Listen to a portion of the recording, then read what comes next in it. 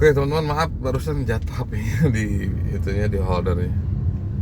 Jadi kita lanjutkan ceritanya ya. Mereka itu disambut hangat oleh bangsa Palestina. Ayo saudara gitu kan. Bolehlah kesini ngungsi, ceritanya kan begitu. Penyayang lah dulu bangsa Palestina menurut beberapa narasumber dan literasi sejarah ya. Yang kemudian akhirnya mereka mencoba untuk mengambil alih gitu. Jadi ya logika-logika ini kan sering disampaikan lah ya. Ada orang bertamu sehari, 2 hari, 3 hari, pas kita keluar nggak boleh masuk rumah kita lagi karena ini rumah dia, katanya kan begitu. Menurut nenek moyangnya gitu kan, menurut kepercayaannya. Yang logika-logika seperti itu kan udah nggak masuk di akal ya. Tiba-tiba ada orang datang ke rumah kita terus bilang, ini 1000 tahun yang lalu ini nenek moyang saya, kamu harus keluar dari rumah ini. Nah, logika-logika itu sering disampaikan ya. Itu kan udah logika cacat lagi gitu. Udah logika cacat lagi gitu kan.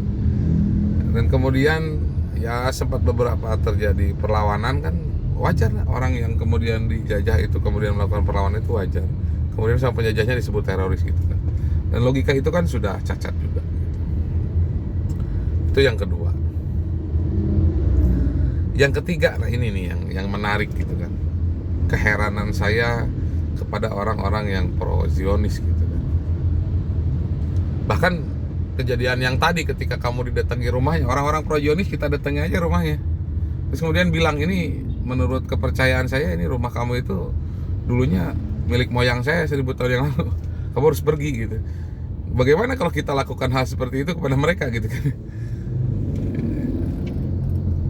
Pemikiran yang membuat keheranan kan begitu ya. Walaupun itu di video pertama saya sudah sampaikan ya, kelakuan mereka ya sudah dijelaskan secara karakter oleh Al-Quran. Kalau orang Islam kan udah tahu gitu kan, seperti itu ya.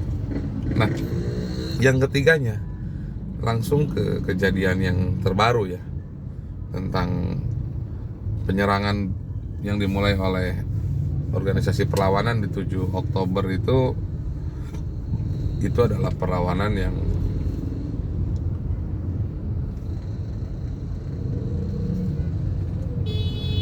ini mobil zigzag.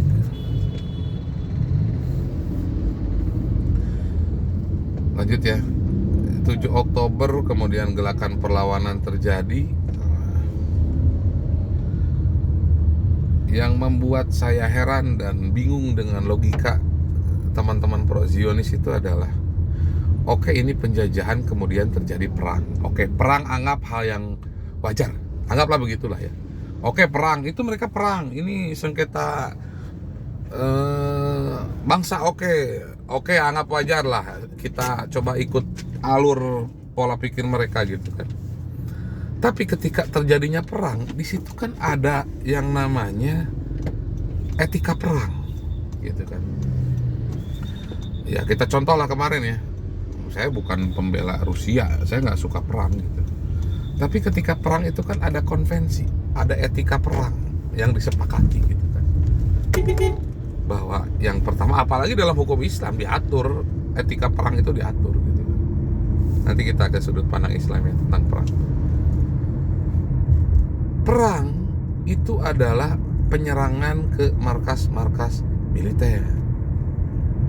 Kemudian menyerang tentara, kalaupun ada yang harus kita bunuh ya tentaranya kan begitu.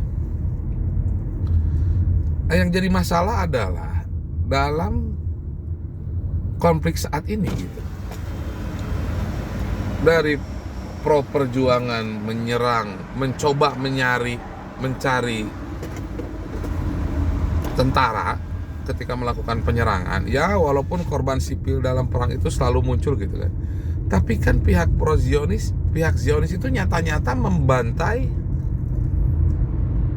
masyarakat sipil kan begitu. Itu kan nyata-nyatanya begitu gitu. Membom rumah sakit gitu kan,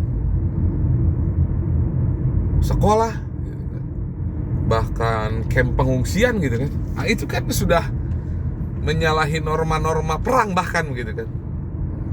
Kalau kita anggap perang itu hal yang lumrah gitu kan. Itu kan kecurangan gitu. Itu kan kecurangan yang nyata-nyata jelas terjadi. Anak-anak, wanita bahkan ya itu kan ya korbannya mayoritas wanita dan anak-anak. Itu kan sudah logika perangnya aja udah nggak masuk gitu. Ini bukan perang gitu. Karena kan Rusia perang sama Ukraina gitu kan beberapa saat yang lalu, mereka menyerang militer gitu. Ya ada, saya sampaikan, korban sipil itu, tapi bukan sekonyong-konyong kemudian masyarakatnya dibom gitu. Bahkan dalam beberapa perang saya lihat gitu di berita-berita yang lalu, contoh lah ya, negara adidaya aja Amerika, tentaranya itu main bola sama masyarakat Irak dulu ya, atau mungkin mencoba berbaur dengan masyarakat Afghanistan. Itu tentara Amerika ya dulu ya, walaupun saya bukan pro Amerika, tapi mereka membedakan antara mana tentara musuh dengan warga gitu kan. Nah, Israel ini kan, Zionis ini kan logikanya udah nggak masuk gitu. Main bom sekolah, main bom rumah sakit, ambulans dibom gitu kan. Ini kan cacat logika lagi. Logika perang aja udah nggak masuk. Ini udah perangnya aja salah gitu kan. Logika perangnya aja udah nggak masuk gitu.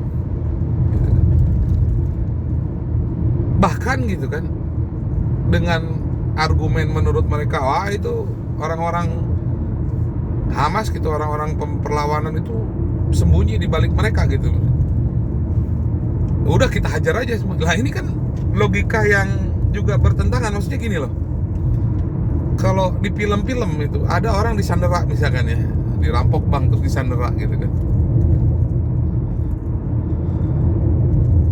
Apakah ketika ada orang disandera untuk kita nangkap penjahatnya, tembak sekalian sama sanderanya? Kan nggak begitu gitu kan. Hukum normal manusia itu kan seperti itu. Anggap saja Hamas itu benar sembunyi di bawah rumah sakit, di bawah sekolah, di bawah pengungsian, karena katanya kan bunker-bunker Hamas, mereka bersembunyi di bunker-bunker di bawah tanah gitu. Anggap saja benar. Tapi apakah dibenarkan terus kemudian kita membunuh sandera gitu kan, membunuh orang yang di atasnya yang tidak bersalah? Kan tidak seperti itu juga logikanya gitu. Jadi kalau pro Zionis, saya pikir bahaya tuh kalau jadi aparat penegak hukum gitu. Nanti ada orang disandera, ditodong misalkan kepalanya dari belakang, udah aja tembak aja sekalian biar penjahat. Kita kan mau nembak penjahat, urusan sandera mati ya resiko gitu. Atau ini apa, langkah yang harus diambil gitu, konsekuensinya itu kan lucu gitu kan. Berarti kan mungkin di negara Zionis ini kalau ada orang yang disandera, ditembak sekalian sanderanya gitu biar penjahatnya. Kita kan tujuannya nangkap penjahat gitu, atau bunuh mati penjahat gitu. Ya sanderanya mah itu mah konsekuensi gitu. Kan tidak begitu logikanya gitu. Ya kan? Bahkan anggap Hamas itu memang ada bener-bener sembunyi di bawah sekolah, di bawah rumah sakit gitu kan. Kan logikanya nggak begitu juga gitu. Kan nggak dibom juga sama warga aja gitu, wanita dan anak-anak gitu kan. Ini udah cacat logika lagi gitu. Makanya saya bingung gitu, terheran-heran dengan orang-orang yang nyata-nyata sekarang media sosial sudah mudah ditemukan, bukti-bukti propaganda penjajah Zionis ini sudah banyak tersebar di media, masih mendukung Zionis. Heran seheran-herannya. Karena kan banyak orang mengatakan cukup jadi manusia untuk berempati terhadap Palestina. Itu benar gitu. Itu benar gitu. Cukup jadi manusia untuk berempati, bersimpati kepada Zionis, kepada Palestina, itu benar gitu. Karena 3 cacat logika yang tadi itu udah kebangetan kalau kita menjadi manusia normal gitu.